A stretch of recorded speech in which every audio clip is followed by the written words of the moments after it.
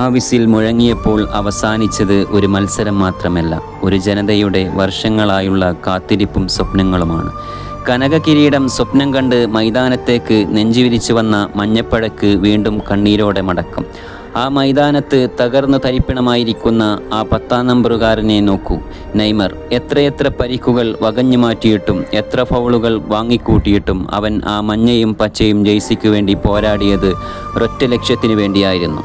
ഇന്ന് ആ സുൽത്താൻ്റെ കണ്ണുകൾ നിറയുമ്പോൾ നെഞ്ചു പൊട്ടുന്നത് ഇവിടെ കേരളത്തിലെ ഗ്രാമങ്ങളിലിരുന്ന് കരയുന്ന ഓരോ ബ്രസീൽ ആരാധകൻ്റെയുമാണ്.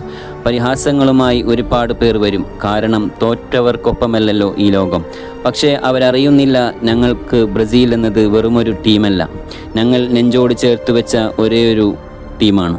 ജയിക്കുമ്പോൾ മാത്രം കൂടെ നിൽക്കുന്നതല്ല ഈ പ്രണയം, തോൽവിയിലും കൂടെ നിൽക്കുന്നതാണ് ആരാധകൻ.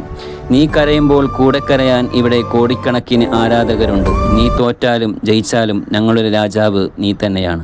ഈ കണ്ണീരുകൾ നാളത്തെ വലിയൊരു വിജയത്തിനുള്ള ഇന്ധനമാണ്. കാനറിപ്പടയുടെ ചിറകുകൾ ഒടിഞ്ഞിട്ടില്ല, അവർ ഒന്ന് തളർന്നു എന്ന് മാത്രം.